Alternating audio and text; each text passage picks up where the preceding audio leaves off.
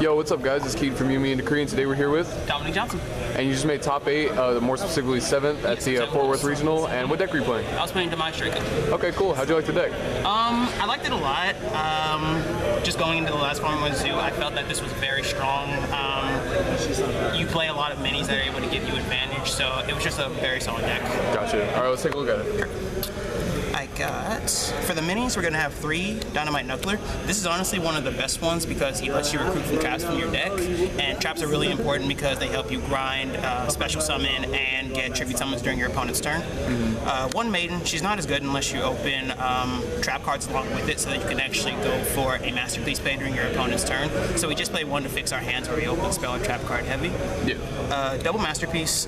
I was playing 3 for the longest time, but I don't think you really need 3 since it's so recyclable, and opening at turn 1 isn't really good, especially with Kaijus being in the format. So I felt like 2 was fine, and I never really regretted it. Cool. And for the tech, I went with double Fossil Dyna. This card was absolutely ridiculous against Zoo decks, Dino decks. Turn 1, if you just summon this and you have a trap in any of the minis, it puts them in an extremely tough position. And even going second, just setting this card against Zoo is powerful because they almost don't have a choice but to run into it, especially if they don't see it coming. Gotcha. So this card was very powerful. It won me my finals match just by going Fossil Dyna lead. Damn, that's crazy. And that's it for the monsters. It's 8 of them. For the spells, Triple Diagram fixes your hands. Doesn't really need too much explanation. Triple Terraforming to go with it. Triple of the True Draco Heritage and triple of the True Draco Disciples. Both of these have effects that when they're sent from the field to the graveyard, they destroy spell and trap cards on the field, and they give you additional tribute summons, which helps you push through boards. Yeah. Also, this one's really potent in the mirror just because you get draws off of both your opponent's cards and your cards. For example, if you're able to Dark Hole their Draco monsters, you get the pluses off that, or if you Dark Hole their True King Calamities, you get the plus off that too. So this card's very strong in any kind of matchup that uses True Kings or True Draco cards. Cool. 3 of... This card gets Draw. you... It barely needs an explanation. Good card. 3 Duality, you don't really special summon outside of means where it's in your control, so this is always just going to be very strong for getting to your important pieces. 1 Desires, this is actually the 40th card in the deck. It was 41 before I cut this to the second one, and I figured this was the worst draw card since Ash is the thing and you lose your resources and those matter since you're always recruiting your spells and traps and monsters. So I feel like that was just fair for the 40th card. Stormforth, literally the most broken spell card in this deck because tributing is just amazing. Tributing your opponent's monster is good, and then Upstart just to round up the spells. For the traps, 3 of True King's Return. It's an Oasis of Dragon Souls for True Draco monsters, and upon being sent from the field to the graveyard, destroys monsters. Really strong against Zoo because how you really want to start most of your turns against the deck is just setting this straight up and summoning a MIDI so that when you try to pop the drive, you're able to even advantage out with your MIDIs. Gotcha. 3 Apocalypse, this card, it's really good just for being able to activate in the damage step. Good for attack modification, real potent for like big stuff that you really just can't get over. And of course it also has the great effect of destroying a monster. Yeah. Double Mirror Force and a Warning. These were some last minute choices I made for Zoo. This honestly should have been Quaking Mirror Force, but I could not get it in time. I got embossed twice, and I was like facing the Crystal Wing. You just really don't want this main deck in a format with my body as a shield. Definitely should have been Quakings, but they got me for what it was. And then Warning was just an amazing card all weekend. I never paid to see it.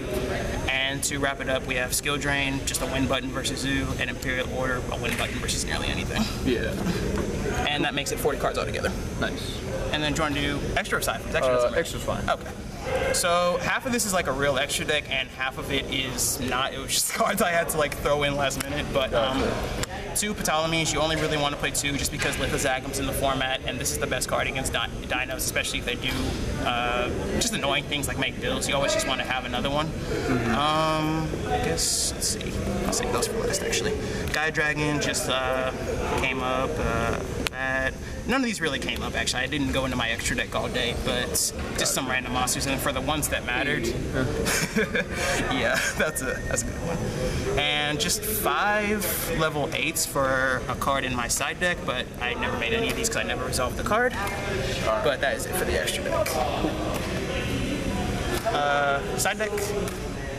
one Max C. The only reason I didn't main this is because blinding first, I wanted as much cards in my hand to be as live as possible, and I would just side this in whenever I would go post side versus Zoo.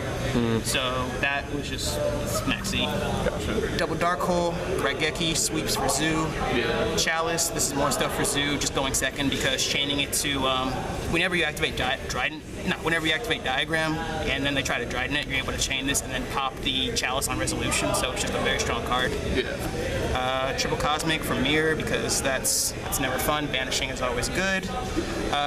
Triple Anti-Spell. This was for Mirror and Pendulum decks. Generally, you want to go second in the Mirror, so when they force you to go first, you want to be able to bring in cards that are strong against it. And this is... It's probably one of the better cards for Mirror just because unless they actually have a spell card and a True Draco monster, they're just probably not going to be able to break through it that turn. Gotcha. And the final 3 cards for my side deck, 3 copies of XYZ Universe for Zoo. Again, I never resolved this card. The 2 times I drew it, they both got warnings. But basically what you're supposed to do is whenever they don't have a Dryden on board so they can't... like pop itself? Yeah, you would just basically go into these. You can go into this against Burning Abyss or any kind of like rank 3 decks that's available. Gaios is just really strong. Having to get rid of 2 of their monsters and then to play through a negate, it's always difficult. Red Eyes Flare, that and that. This is also just a heavy storm, so it can come up sometimes. Yeah. And that is it, actually. All right, so what were your matchups? My matchups. Round 1, I played against Zoo Draco 2-0. Round 2 was Dinosaur 2-0. Round 3, Zoo 2-0. Round 4, Zoo. My only loss, 1-2. Round 5 was the mirror match, Demise Draco. Round 6, Wind Witch Invoked Artifact. Round 7, Zoo, and round 8, Zoo. And my only loss was to the Zoo player. Gotcha. Cool. So any shout-outs you want to give? Shout out to the Zoo boys, Mike, Arvin, Derek, Vic, and everyone else on the Zoo boys, but those are the main people I play Yu-Gi-Oh! With, so of course I always thank them from the bottom of my heart. Okay, cool. Well, congrats on your first top, bro, and we'll be seeing you at Nationals. Thank you, appreciate you.